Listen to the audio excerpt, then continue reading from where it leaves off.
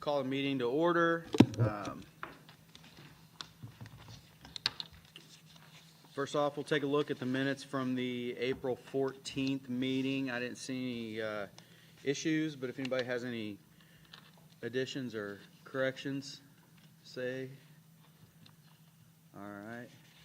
We will approve them as written.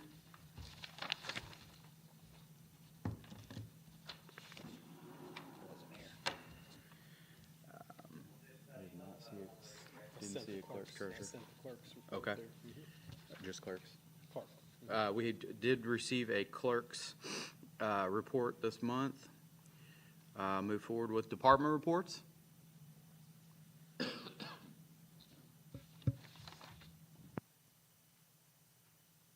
I gave you guys a handout, Erica with Gibson EMS, gave you guys a handout. I decided to do something a little different with the run volume pie chart. I added the demographics in, so it shows you the actual volume where it's located highest within our county. And you can see there, Princeton, there was 276 total just in April. And then I broke it down to the medic unit number as well. So Medic 2 had 92, Princeton had 157 of those runs, South Gibson or Medic 4 had 107, Medic 5 or Owensville had 57, and then transfers was 77. I don't know why the number didn't come out there. Those transfers are out of Deaconess Gibson Hospital. The ambulance that was ordered last year, it will be arriving middle to later June. We had an older ambulance that's a backup, had to get an engine and a turbo. We did have a unit get some damage due to striking a pole. It's been turned into Andy for the insurance and everything. National EMS Week is May 17th through the 23rd. We had 3 local businesses reach out to us and want to provide lunch for 3 days. It was Alex Angermeyer with Angermeyer Electric, Nathan Belote with Indiana Farm Bureau, and then Jordan Koberstein with J. Koberstein Construction. So they'll be providing a day for each one of the crews that are on duty, some lunch. So we thought that was pretty awesome. Wabash General actually came over yesterday and did a complete tour of our base and our units. They are getting ready to build an ambulance base, and they really like how ours is laid out and want to kind of copy what we have. We had a spring ambulance up at the spring market this last week. Hannah hooked us up with that. We had a lot of people come over and get some CPR education, and a lot of kids wanted to get in the ambulances. So I wanted to really thank Hannah for including us in that. This week was pretty tough for a lot of first responders around here. We had a pediatric code.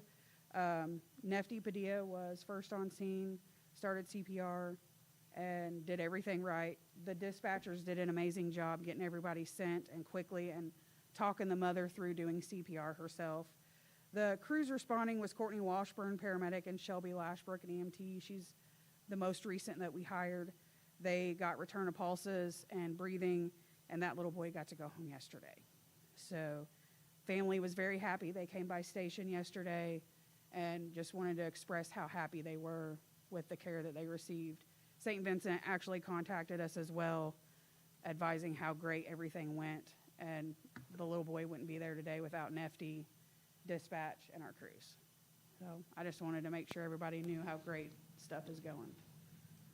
Thank you. Thank you. Mike, do you have court this morning? I've got somebody handling it, so Okay. I appreciate it. Just noticed. Sorry. Okay. I'd let you cut. Just a staffing update. We have 20 deputy positions that are budgeted. 19 of those are filled, and we have merit board interviews today. So a couple hours of that was going to be done today. Corrections, we have 21 budgeted positions. 17 of those are filled. We have 3 people in the process right now that look very well. Communications officers, right now we're fully staffed.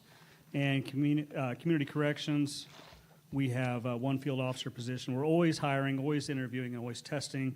April numbers, detention, we had an average of 104 and an average of 32 in work release. Any questions or concerns?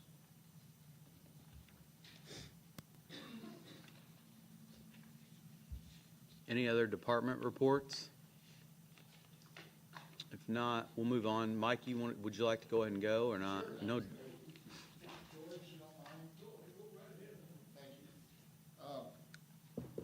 I'm back again today to, I think you invited me back after the commissioners' meeting. The commissioners approved the position. And I'm asking to have you go ahead and approve me hiring someone. Fortunately, the staff member is back to work, but there may be intermittent times she's at. I mean, regardless, we need this help. And so I'm asking if you would approve that. Again, I'll remind you that I think we can fully fund it out of the deferral funds, so it won't be any taxpayer dollars other than those taxpayers who get tickets. So I always say that because I remind the community that I recognize where that comes from. So anyway, I'm asking for your approval to hire an additional support personnel.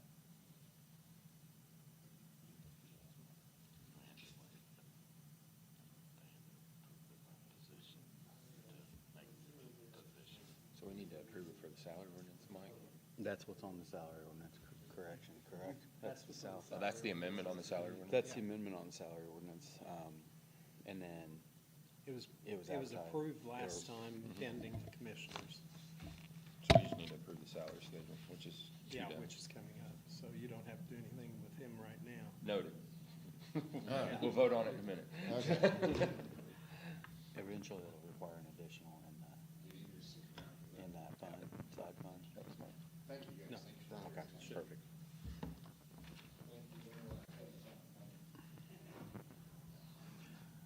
George? This is a little brief update. We do have a pre-demo of the two building meetings today with Garmon, and then there's some prospective companies that are showing quite a bit of interest in wanting to bid on the demolition of the 48 and the 89 jails. That meeting is, like I say, this morning after this meeting. And then bids will be done in late May. So target date maybe July the 1st sometime, get started pretty soon. So that's where we're at. So it's moving right along. All the legality, the ads and all that stuff's been done. So shouldn't be too much longer. I can quit asking. Yeah. Thanks.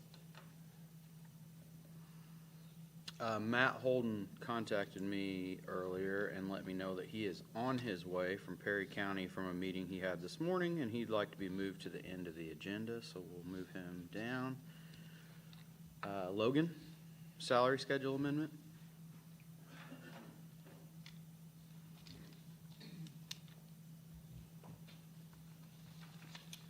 Good morning. We've just got the two items that you guys voted on last time that are here in the salary schedule amendment number 2. We added a part-time line for veteran services and the administrative assistant line to the prosecutor. Make a motion to approve the second amendment to the salary schedule. We have a motion. Is there a second? I'll second. Any discussion? All in favor, say aye. Aye. Opposed? 7-0. Thank you. Thank you. 6-0, excuse me. Any other old business? Move on to new business. Phyllis?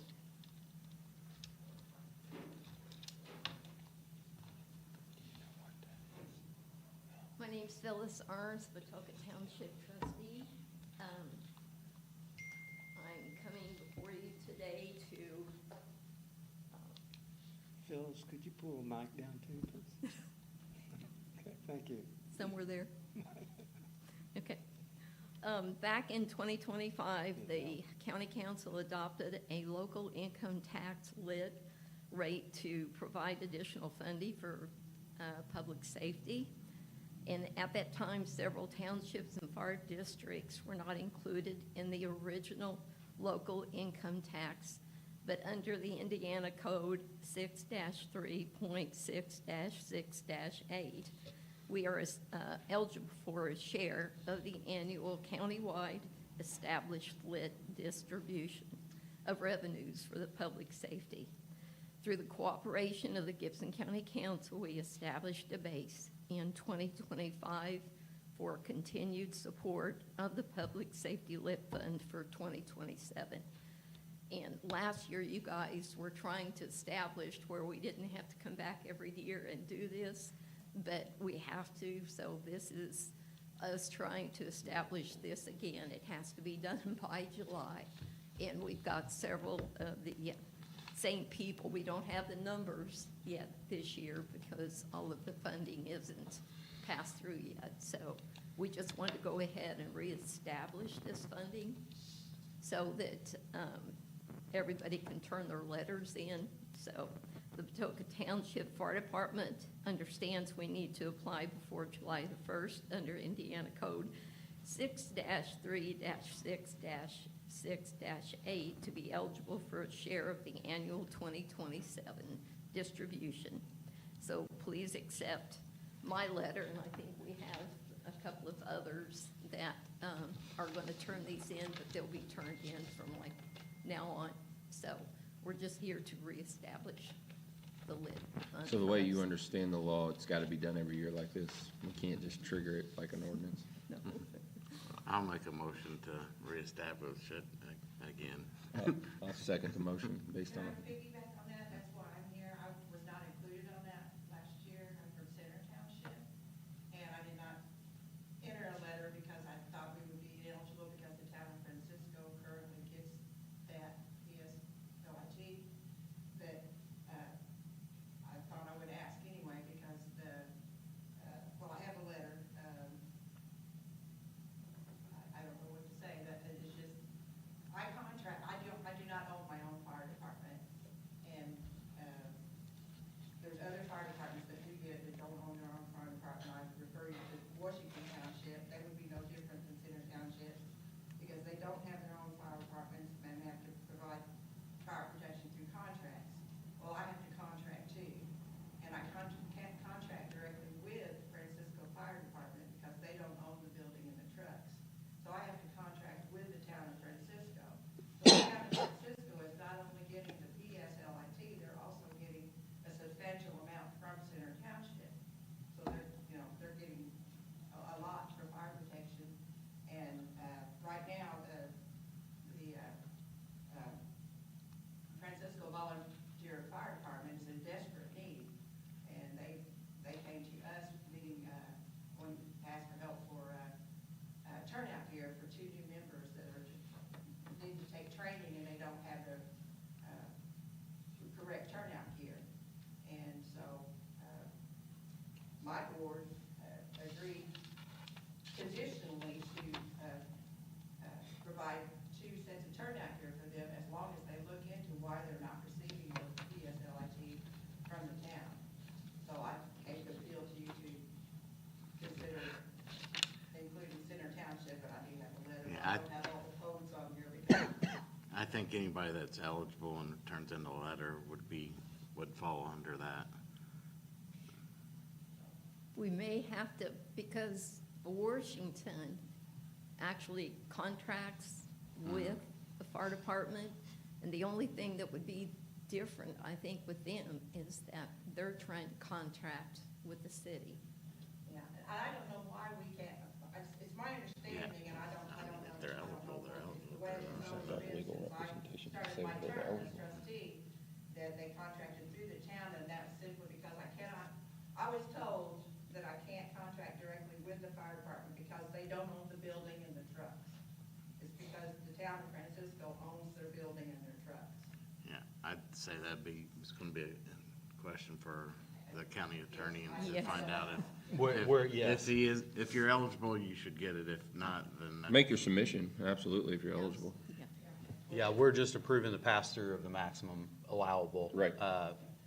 Yeah, and Jim was representing the city when he presented on that?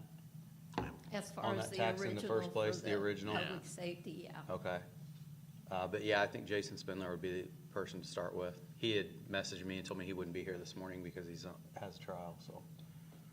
Yeah, that would be the only question and stuff, because, Well, just make sure you're eligible. Yeah, absolutely. Might as well. so we're gonna, those that are here and want to and stuff, we'll just submit our letters. Mike, yeah. Thank you. Thank you for Thank all you, your Phyllis. work on this too. I know you fellas. work hard on that. Mike. Thank you. Thank you. Sheriff? Not to piggyback on that, but I'm going to piggyback on that. Senate Bill 1 from like 2024 has a omission of law enforcement in that for the local option income tax. We're trying to work on it. You need to contact your senators, your representatives, because Go back, sorry. we will be losing potentially millions of dollars from our budget, and there we go. But now I'm talking about making money. I want to talk to you guys about ordinance number 2024-1 that established the Sheriff Fleet Maintenance Fund. I've submitted you guys all a letter. Since the inception of this ordinance, our department has always been able to successfully recoup funds generated through our off-duty security law enforcement services that are provided to businesses and industries that enter into an agreement with our agency. Although we currently operate in the black, I want to ensure that we do so. Therefore, I'm respectfully requesting that the council consider adjusting our vehicle reimbursement rate from 35 cents a mile to align with the state reimbursement rate as set by the governor. And last I heard, it was 49 cents a mile. This adjustment would more accurately reflect the true cost of operating and maintaining our department vehicles. Also requesting that the council give discretion to the sheriff or a designated representative to adjust the rate by going up 5 cents or down from where it is in cases like the Iran war that's going on right now. That's what has brought me here. So like I said, we're always operating in the black, but I want to make sure that we continue to make money with this. Just to put it on the record, this isn't a tax. This is you passing a bill to a vendor that's Yes. contracting your service. Yes, and- Just to make sure that's on. Yes, we're doing off-duty work for other private companies. We are not the only sheriff's office in the state of Indiana that does this. There's at least 8 of them that do that. Multiple cities do this as well. So what I'm asking isn't out of the ordinary. I did put the part about being able to raise it 5 cents or lower it. Once we get to that 5 cent limit, then I would have to come to you guys. And if the governor would do something radical and say, we're at 49 cents, let's go to 75 cents, I'd still need to come to you guys. I'll make a motion to adjust the 2024-01 ordinance to stay in line with the governor's set rate for the state reimbursement, and also allow our sheriff to plus or minus 5 cents without council discretion. Second. We have a motion and a second. Is that clear? Still. Any discussion, questions? Yeah, I have Make sure one. everybody knows. Yep. Why can't we just set it at whatever the rate is set at? It just flows with that, That's what I just motioned. but it's County just, rate currently is 49 cents a mile. that's For what I'm future And as it's- well, he means if there's an adjustment. in Right. future. But that's what my motion was, adjust to the state rate. And But he's But saying that not the not give me 5 the cents. discretion to raise or lower. Uh, And I kind of got that when talking with Mike. You want just to, set it the at, state amount, what the state pays is 72 cents, 72.5, I think it is. But the county pays 49. We go by what the governor sets. And I have the discretion to increase or decrease it within $1 range according to what the governor sets. So I don't have to keep coming, because at the time we did that with the commissioners, gas was fluctuating so much, like it is now, that I'd be coming back every meeting Because asking it's for an constantly changing. adjustment. And I don't So know, I'm that makes saying more just- sense. just set it at whatever the highest rate is. state rate, which would be 72.5. Yeah, whatever the highest rate is that's what we should be charging. I'm gonna because- amend my motion, because I like that better, to set it at the highest state rate. at the state rate of 72.5. I don't wanna put a number on it, I wanna put it at the state rate, at the highest state Just rate. put state rate, Yeah. and then Mr. you can Fairmarker, you have a increase. question? Can I make a suggestion that, I believe,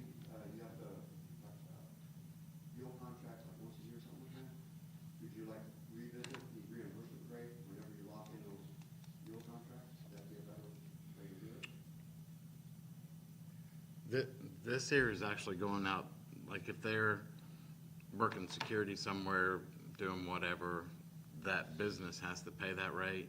So if they want that services, because, But the cost of the fuel is already locked in for the year, right?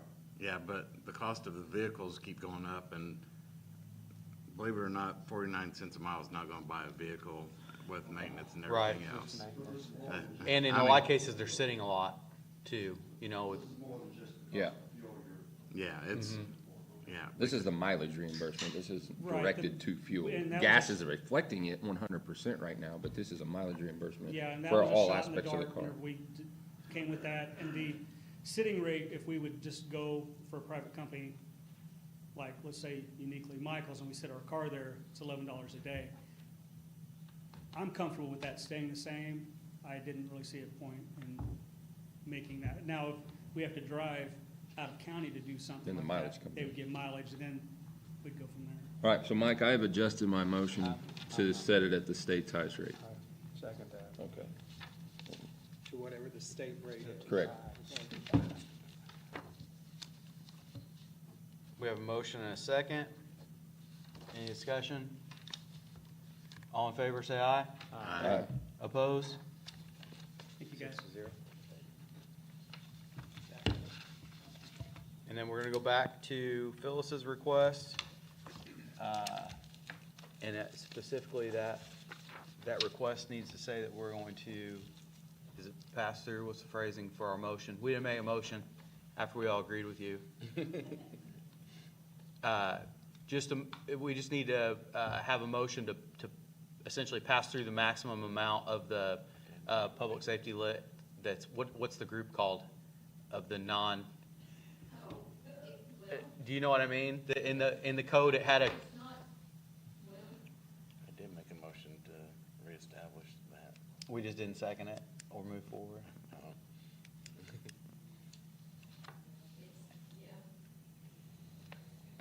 It's the alternate fund that runs, it's in addition to public safety lit. You want to make your motion again? Yeah, I'll make a motion that we pass the maximum through to the eligible entities under the public safety tax. There you go, perfect. We have a second? I'll second that. And then we'll find out Any if you're discussion? eligible. Who seconded? I did. Derek did. Any discussion, questions, comments? All in favor, say aye. Aye. 6-0. Thank you, Mike. I'm sorry for that confusion. There's something with the subdivisions, I can't remember what's that aren't affected by it, don't automatically get it, but.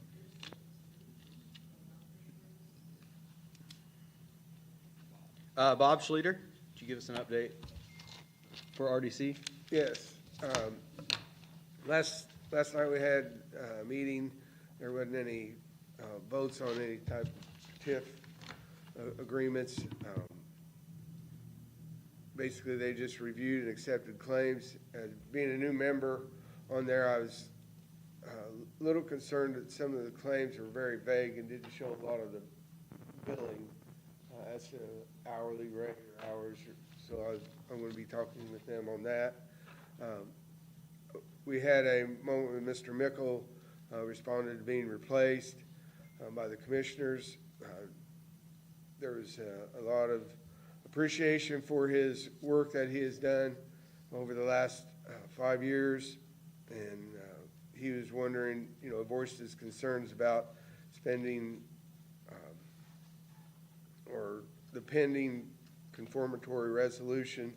And then it was brought up that there was not a lot of notice on any of that, and it didn't really come to anybody to forward it. It was to come up with the resolutions, just the executive members of the commission had worked with the lawyers in Indianapolis to come up with it, and so there was never any minutes where they brought that up to the rest of the commission. So I was wondering why it didn't go through a regular meeting process instead of an executive thing. So there was some concern about that, and there was little discussion as far as that goes too. And Larry also mentioned he would think it'd be a good idea to, and there's a lot of everyone else in the room were pretty well along the same lines of wanting Toyota to pay for their own basic infrastructure on a lot of the sewer and water utilities, I suppose, and also reorganizing the plant. Don't feel like that should be done.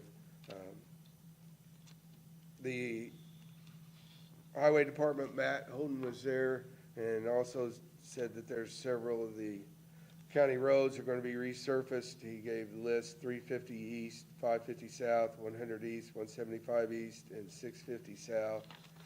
And that has already been allocated from the previous TIF. And then Commissioner Chuck Lewis gave a report on the I-69 Indiana 64 intersection utility projects, and that said it's nearly done, didn't have quite a completion date, but also mentioned that it would be adequate to handle extensive development in area, both commercial, industrial, and residential. And then I did ask too about can we change the declaratory resolution before it's voted on in the as the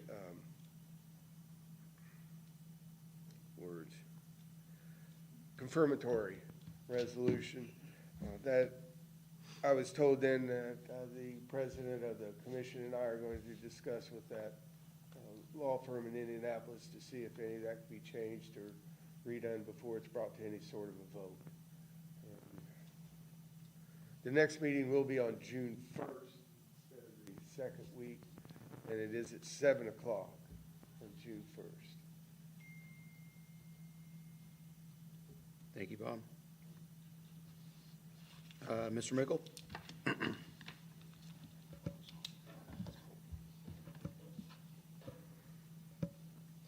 Clean up some of my paperwork, and then let you guys read some of it too.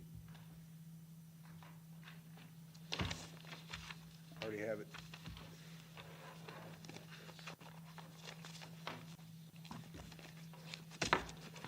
I'm Larry Mickle, Gibson County taxpayer. I've been on the redevelopment commission for 5 years, and it has been very rewarding to be able to serve the taxpayers of Gibson County. We did a lot of good things. I know that county council has always complained at me that at redevelopment has got an open checkbook that they're spending money that shouldn't be spent. I don't disagree. So maybe you guys need to do something about that. Some of the issues I have is what Bob said, and I think this is going to work out great with Bob being on redevelopment. I can come back and report to you. Go to highlight on what he said.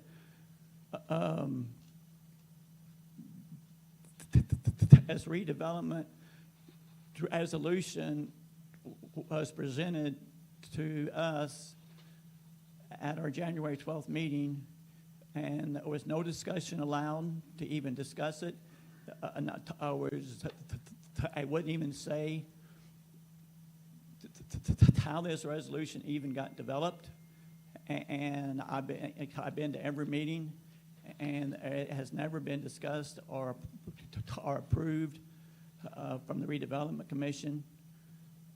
There's just too many false things that's been being said and transpired. So I think that the confirmatory resolution should not be approved, and that the declaratory resolution should be rescinded. And I know that this board has I think several of you think one way and the other and whatnot, but bottom line is, as I think everybody would feel more comfortable if there was an alternative. This declaratory resolution is open-ended, open-ended to say the least. It's so dangerous in language that it can be that it can be amended just by the redevelopment commission making an amendment and being approved by two commissioners. That they can change the footprint, and it's not only for infrastructure. It talks about purchasing ground, clearing job site, and a whole world of things. And as far as you guys depend on a constant budget, and you work with a constant budget, the declaratory resolution says that it is 100% capture for 25 years. There's talk about it can be changed from year to year. But according to the calculations, it's just up. It's up in the air. And so when the schools go to budget things, they have no idea what's going on next year or the next year or the next year. And private business, we would like to have an idea of what we can expect 5 years from now. Whereas at this resolution, there's absolutely no expectations. I think, and I had a suggestion 2 months ago that county council should be responsible of the finances and not have this open-ended 25-year uncertainty. And I think it would make everybody feel a whole lot better. But then you guys say, but who's going to fund the roads? In this packet, I've got a copy of my marked up declaratory resolution that I did 2 months ago. I've got a copy of the Toyota granting the right-of-way to Gibson County. It really doesn't state an obligation or anything. It's a cooperative effort from Gibson County and Toyota. It's not really an obligation. Sure, it's in the county tax, it's in the county road inventory, but that's still no sign of obligation. And the taxpayers of Gibson County are tired of paying such a burdensome tax increase. I know some of you said that it don't affect my taxes, but it does. It doesn't, because if you only got a resident on 1 acre, and so your circuit breaker is 1%.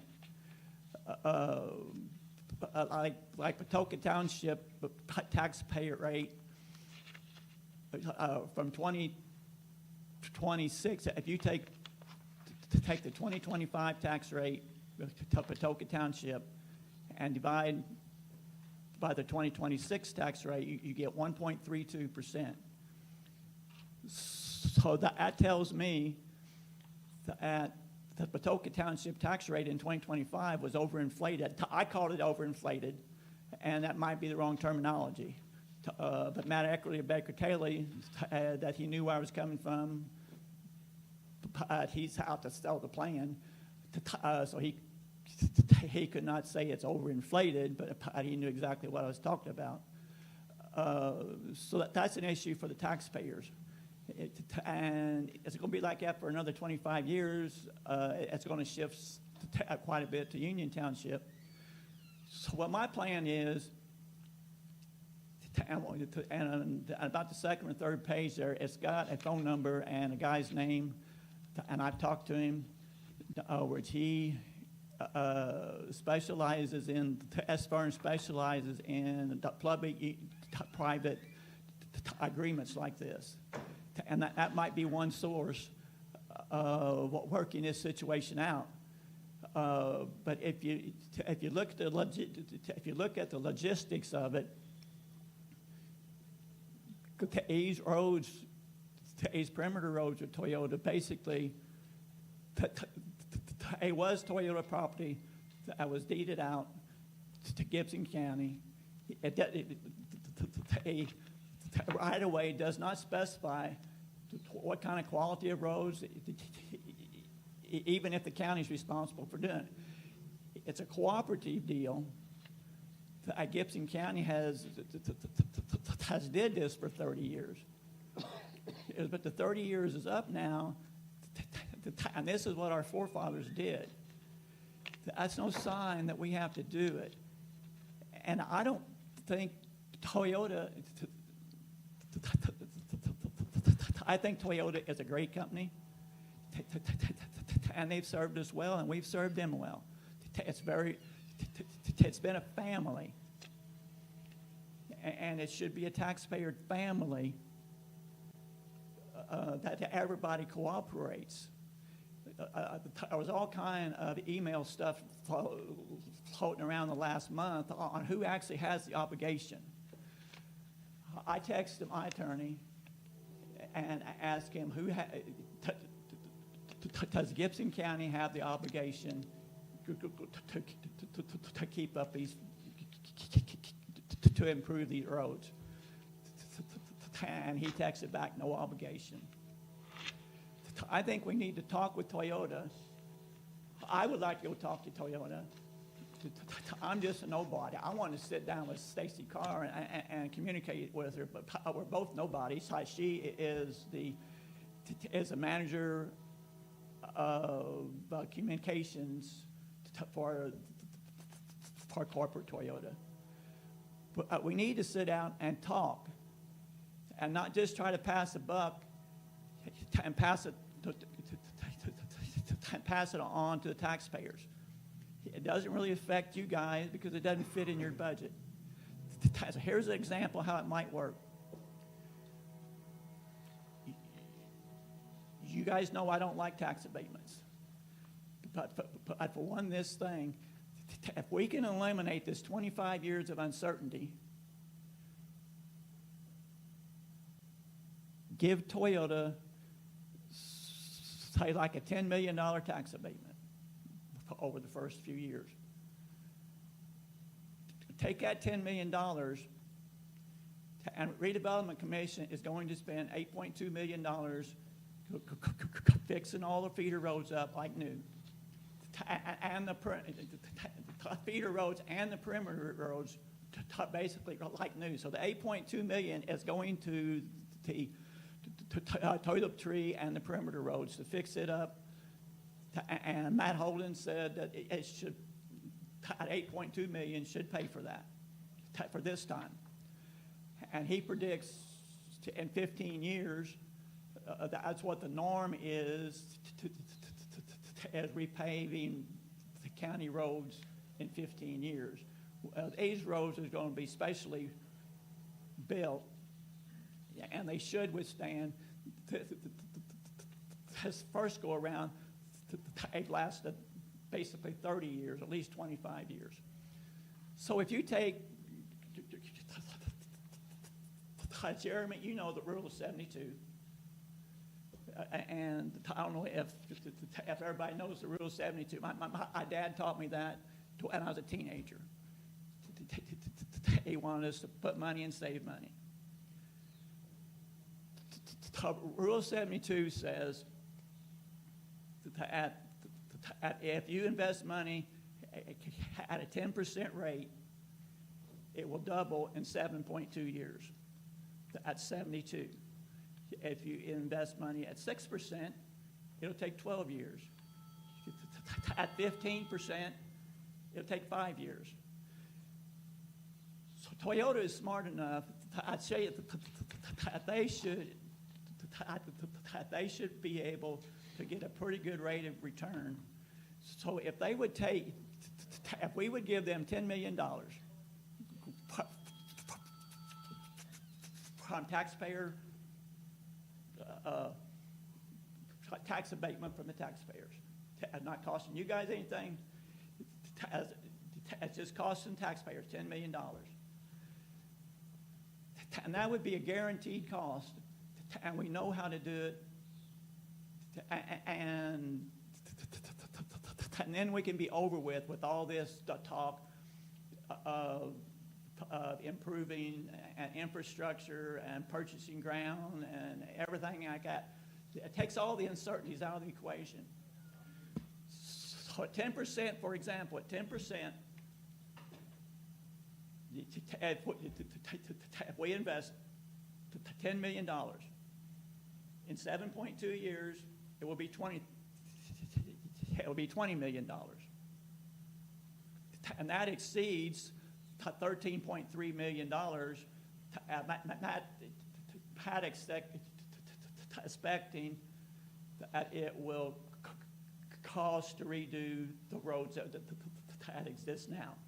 So we still got money left over to grow.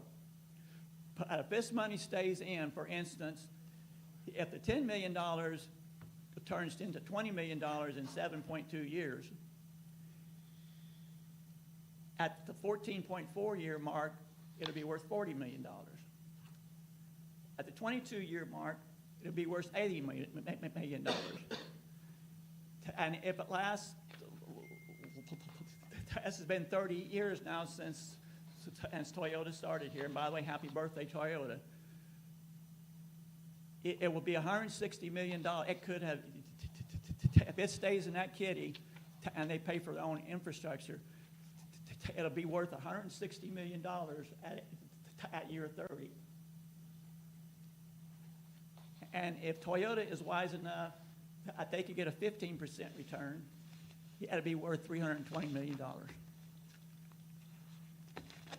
We need to sit down and talk to Toyota. And besides that, the tax rate will be constant, low. And guess what? Toyota should be paying the tax rate. Should be paying the same tax rate. And so not only will our taxpayers of Gibson County, but our adopted taxpayers of Toyota will be paying that low tax rate as well. I think it's a workable situation. It just has to be communications. That's just something I thought up. I do a lot of thinking laying in bed, and I'm not that religious of a man, but I believe in God, and I actually believe He's talking to me on what I'm doing. Or just time and time again, I can't believe I have to get up and write things down. But in other words, I think I've came up with some good ideas, and I think I think I've served you guys well over the last few years, bringing up issues with the solar farms and everything else. I think this could be a workable situation if we want to do it, but we have to want to do it. And so as a representative of the taxpayer of Gibson County, I request that it gets done. There's a phone number in that one piece of paper to add. I got that number, and I talked to the guy, and he's willing to work on the situation. I don't know what he charges or anything about it. I said his decision is beyond my pay scale. One last comment. In that packet, you got the minutes of May the 11th, 2021. That's when we had a public hearing, and I went. I talked for 3 minutes, and you guys went back and renegotiated at the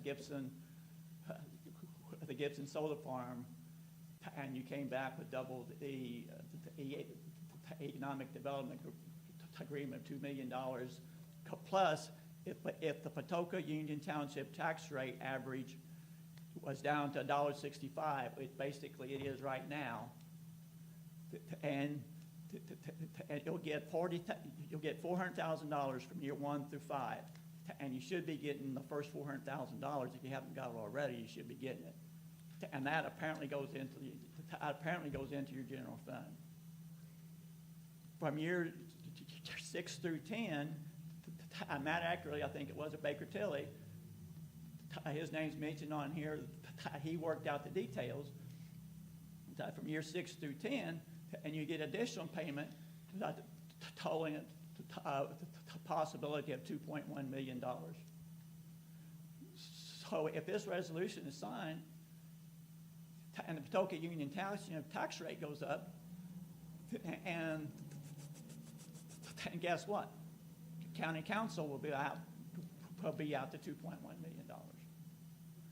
So that's just some things that I've been thinking about and I've been working on, and everybody keeps asking. Gibson County is obligated. They are not obligated. Is a corporate effort. It's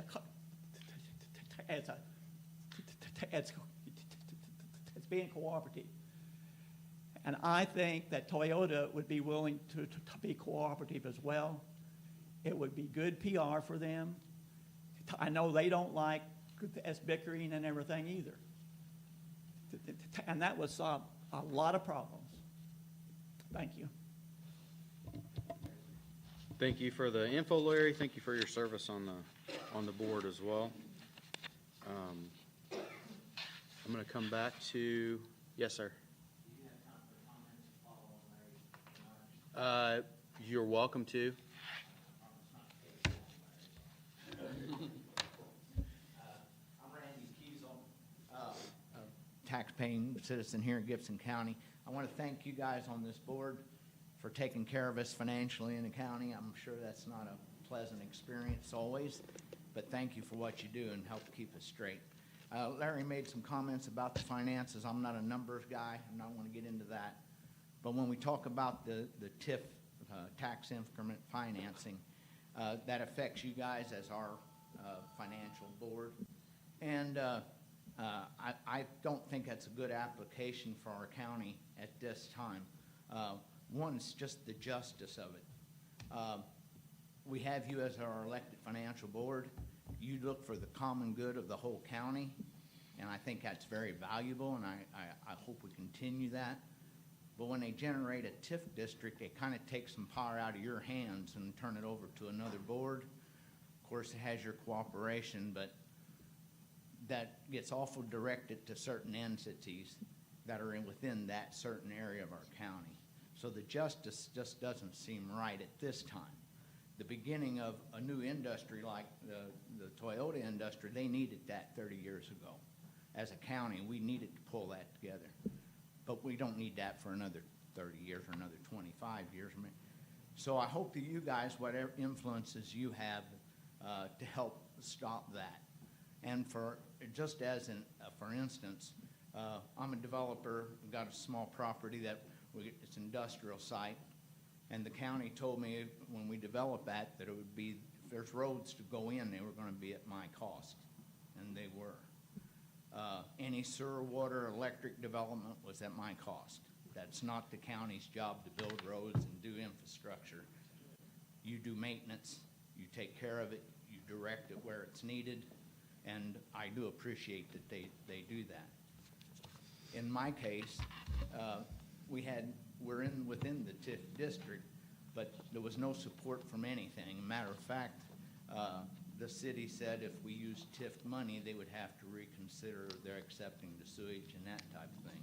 So there's some injustices in what's being directed whenever they got these rules and regulations they have to follow, and maybe they get bent a little.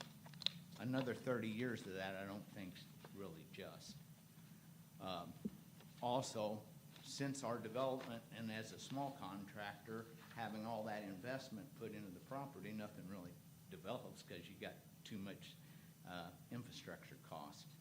So consequently now, the city even makes me do the maintenance and I'm presuming the county's gonna allow me to maintain the roads that we've got in.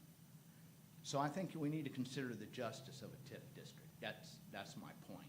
And I really do appreciate what you guys do, and I think our county does that also, but handing it over into a different redevelopment commission and then been having your hands tied, I just don't feel is just. Thank you, Randy. Matt Holden? I apologize for being late, not able to get to the department report. I was with Perry County looking at gravel road stabilization that we've been working on for 3 years now, so I apologize. To the department report, do want to ask for permission to replace 2 retirees, one of which is Tom Perry that is running for county council, and the other one was Craig Byers that was on the bridge crew. One of them I can replace now. We went through the process of job bid, moving around, all that stuff, department or advertising in the county. That one I can hire at any time. The other one, we're still got some moving around going on in the department, so it'll be a couple weeks before that one. So I would like to get permission to replace those. So it budgeted everything, just retirees. Any objection? All right. Other one was a little report on the governor's, originally was the gas sales tax suspension. That was for the month, basically the month of April. Numbers coming back on that, it's looking like a $12 million loss in community crossings fund. That's going to be directly related to the direct distribution this June 30th. So we're going to see a decrease in that. They did move the call for community crossings from July to September, a lot due to the not knowing who's going to be applying for that, because the direct distribution originally was going to look like Gibson County. We were going to receive over the $1 million, so we weren't going to be eligible for the call because we received over our $1 million. Now with what's going on, we're probably going to have a community crossings call to apply for to get to the $1 million max. The May suspension was the gas sales tax and the excise tax. That's going to be even more of a cut. Our MVH, LRS funds are going to see losses in revenues on those. That's a pretty large portion of where those funds come from. Currently, we have funds in our cash balance that will cover those, so our budget this year doesn't look to be affected as long as this doesn't go on a whole lot longer.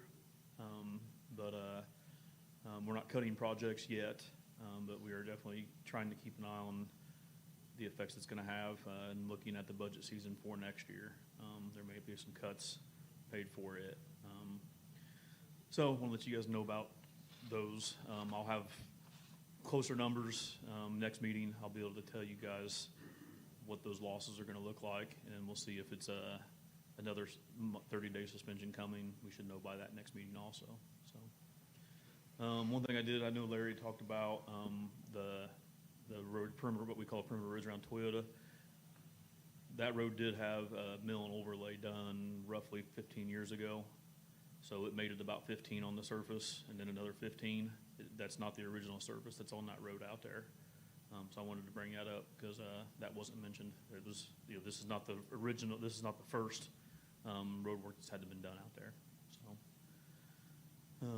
any questions from you guys on me? All right, thank you guys very much. All right, we will work our way through transfers and additional appropriations. Mike, you can add to the note for me to bring my cheaters next time. We're getting old. All right, first off, from general fund sheriff, from captain to part-time, they were looking at $20,000. EMS, from overtime to part-time, $80,000. EMA from part-time to contract services, $14,000. Jail, from corrections officer, shift superintendent, part-time into overtime. That total amount was $50,000. Cume Bridge was asking for $54,000 from bridge foreman to lead man, and from bridge crew to truck driver laborer, $48,000 for job reclassifications. From bridge crew operators to equipment operator, $49,000. And then in motor vehicle highway, 1176, maintenance and repair from truck driver to truck driver laborer in the amount of $576,000. From grade all operators to equipment operators in the amount of $588,000. And from light equipment operators to yard operator, $49,000. From heavy equipment operators to road crew leader, $162,000. And from bookkeeper to office manager, $49,000. A lot of those are the changes that Matt and the commissioners had worked through restructuring out there at the highway department. I'll make a motion to accept those transfers. We have a motion to accept the transfers. Is there a second? I'll second. Seconded by Mr. Riley. Any discussion, questions? All in favor, say aye. Aye. 5-0. Mr. Schleter had to leave. He had let me know that at the beginning of the meeting. And then additional appropriations. These were advertised and are in the resolution. It was for, in the general fund, the veteran service officer, part-time in the amount of $10,800. Prosecutor deferral user fee, administrative assistant, $36,600. FICA Medicare, $2,200. PERF, $4,000. Prosecutor group insurance, $17,200. These have all been advertised. They were advertised last meeting, and that was to fund the request that Mr. Cochran had earlier. I'll make a motion to approve the expenditure. We have a motion to approve the resolution for additional appropriations. We have a second. Any discussion? All in favor, say aye. Aye. Aye. Opposed? 5-0. And then we have additional appropriations that would need to be advertised. The first one from the general fund is for, let's see, EMS is asking for $30,000. Is that correct? In ambulance repairs, major? Yes? Is the budget already gone?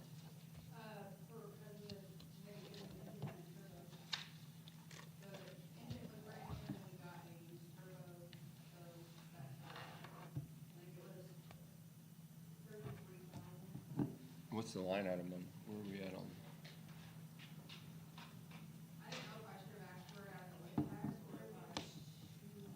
Is that for? Is there still money in the budget's the question. There's nowhere in the budget for this?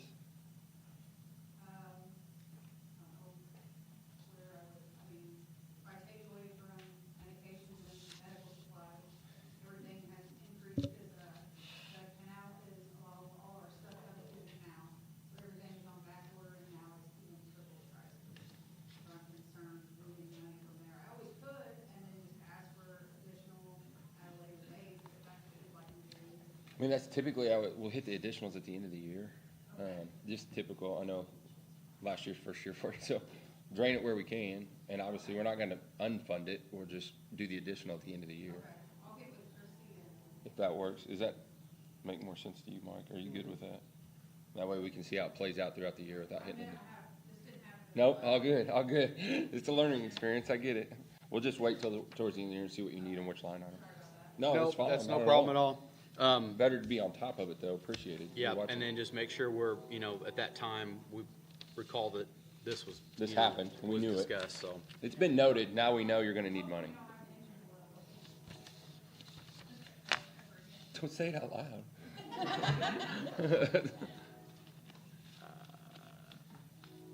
Okay, and then we're also looking for an additional in the public safety supplies in the amount of $30,000 for Project Lifesaver?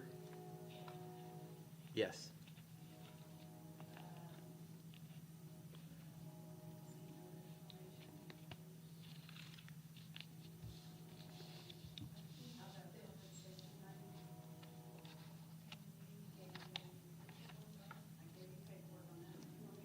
That's this.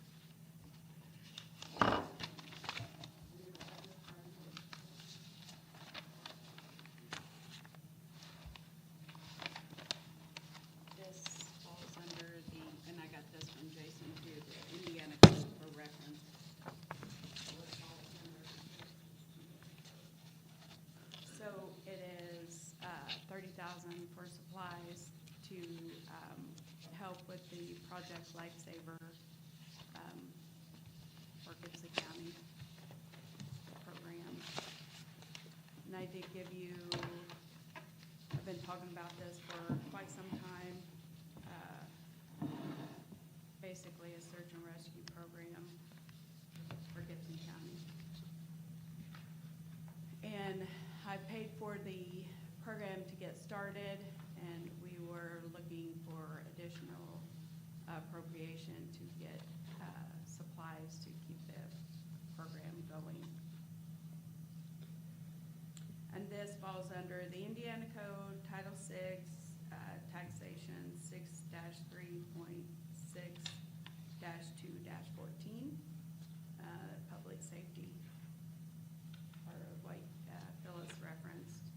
And if you go down in that section 11, falls under Communication System. And it's defined, as I put in that one list, communication system, and that is explained what that falls under. So this allows for like family members with people with Alzheimer's, dementia, and special needs to put like a watch band on.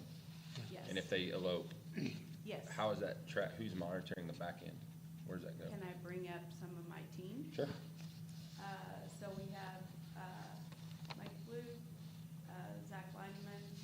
As I said before, we have representation from EMS, law enforcement, fire, Who qualifies for this? and commissioners. You might. Part of the team. There, bud. So they can explain the device and everything. Yes, so the Project Lifesaver works off of radio frequency instead of GPS. Cool. So out in Hazleton, out in Johnson, somewhere where there's not very good cell service, this program will always work. It works off of off of CB frequency. The user would wear a watch band, either on an arm or an ankle. We would go out every 60 days and change the battery in it, make sure everything's functioning right. If they were to elope, they would call us, call dispatch. Dispatch would get a hold of us. We would go out with receivers. Okay, that's what I was- We would look for that signal. It's not a GPS program. We can't tell where they went or what path they took. It's only that location right there. And it's not a tracking device. What's your radius? Like, do you have to be close to track It's them? about a mile. A mile? So it's a search and rescue. We triangulate. We've got an antenna that goes on top of the car. You drive the streets until you get a signal, and then you get out with your devices and triangulate where to go. When we were doing our training, we actually set the antennas up on our trucks and drove, and it's pretty wild. I mean, you can actually start hearing the faint ping, and then as we got closer, the ping got louder and louder. Wow. So that once we got to an area, then we stopped, got out on foot, and started the foot search, and found the item that we were looking for. So it is a very usable, very valuable tool. We do have people that are actually on a waiting list trying to get onto this system. We just don't have the equipment. So it would essentially be activated though by a call from a loved one or someone who reported them, okay? Or through the sheriff's department. They'll have a database, they can, we'll work with dispatch and getting them registered through there too and their information. Well, I'd say that takes components out of it though, that would make it very, very expensive, right? I mean, if it's, that makes sense. How's that band is it band locked on? Statistical information, how long it takes, how much. The only way they can get it up, you have to physically cut the band off. That's why I was wondering if, because the picture just shows like a push like this, that mine's fell off several times, so. Just take it off and leave it down or something, that band stays on. The band only comes off when we come to change the battery, then we replace the band. So what's the 30,000 gonna get us? I gave you. The initial pieces of equipment, it looks like. One is per household for a year, about $420.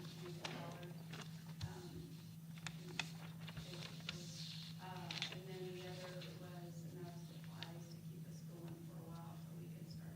Do you estimate how much of a need this is in the county? Well, right now I we mean, have, 5, I believe, on the waiting list. 5?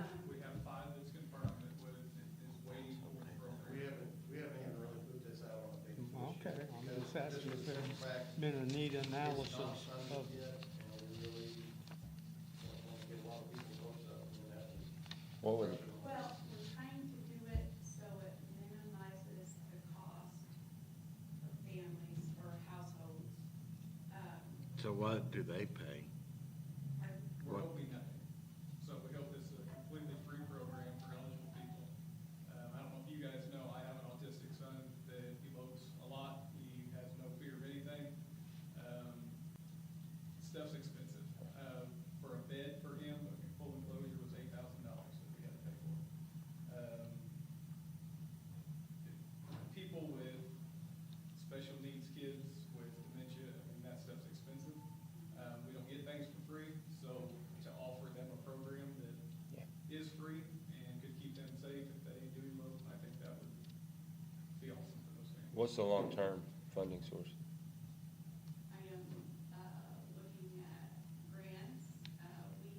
We received a lot of information from Safety Day at the hospital, so looking at other sources to get things started. Can't rely on grants.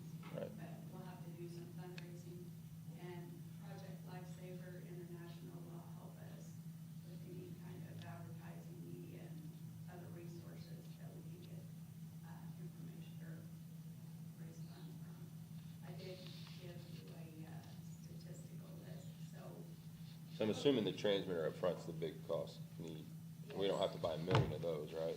Well, I would like to have a set of receivers,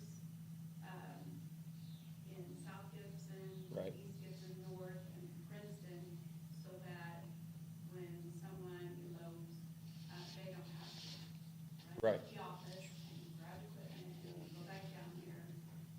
That way, they're there, where, fire department or law enforcement, whoever, can get right out. And that one that I showed you, Posey County just got started officially last month, and they already had somebody, elope, and it took 10 minutes. Do we have a receiver kit yet? Do you own one? We have One? Well, we have two. We have two. We have 2 kits, 2 receivers and 2 transmitters, but I can't give those transmitters out because we won't have anything to train with. So we're constantly gonna have to be doing training and everything. Derek, we did a soft rollout at Gibson Southern, with our special needs classes, and, it's spread throughout our building. We had a lot of parents call and want to just donate to the cause. So I think there's opportunity to gain some funding to when we can start rolling out what this program is like. Well, especially with that annual fee, you know, adopting a family or sponsoring a family, that's a good number in a fundraising spot. The sheriff. I know you haven't sent me in a while. Where are we at? I mean, it was pretty healthy. We were doing okay. 30,000. I mean, like, You may need one. I probably will. Oh, don't get into government. That makes. Well, I mean, this seems like a community foundation, like to have something set up at the community foundation that could fund the ongoing. I think that's always our concern is if we buy infrastructure for something and the ongoing can't get funded. Well, even though, I mean, some of the families are in a position that they can't afford this. And how you would roll out the program would be, you know, if you can't pay for that, then please do. If you can't, then we pick it up in your funds. I think Posey County, it might be like $25 a household to start with. And that would be That's the total. So this right here is the breakdown of where you want to use the 30,000. Oh, perfect. I wasn't looking at the quantity. I was thinking it was a one. That's what you get for the 30,000. So 30,000, we're gonna be able to put 8 transmitters in. That's where, well. I make a motion to approve the 30,000 expenditure out of the edit. Response time. You got the answer you want, quit talking.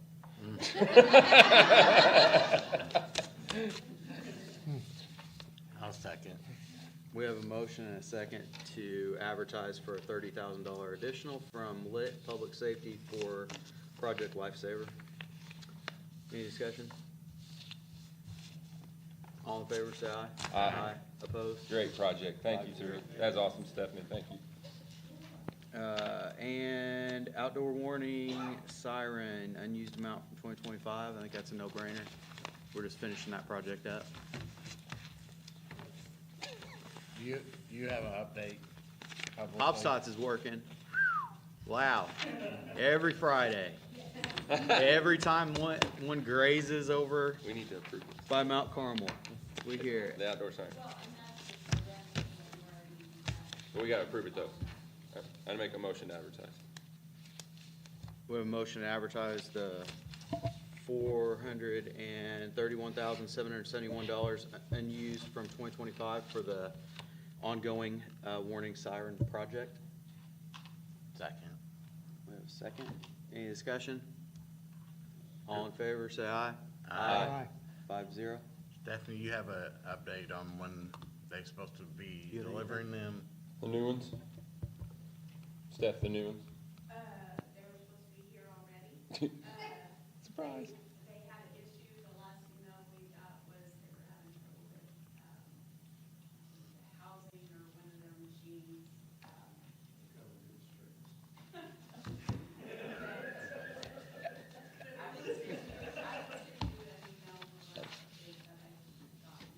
Wasn't this project supposed to have been done by Halloween of last year? That was the original quote they gave. That was the original quote they gave. They would be operational by Halloween. Halloween's gone, Thanksgiving's gone, Christmas gone. Yeah.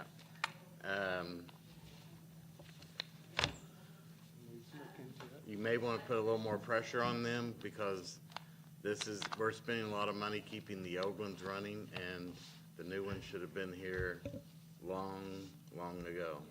I've spent $23,000, or between the two of us, have spent $23,000 fixing the old ones since, last summer. Unless they want to start paying for all repairs of stuff, because we're, I'd have to look at was that in the contract or was that in their presentation? that was in their presentation originally. That, Communication with the county attorney as well, and he had to leave. there was a few delays on our end but not this many months. I mean, yeah. Derek? I don't wanna do that one no more.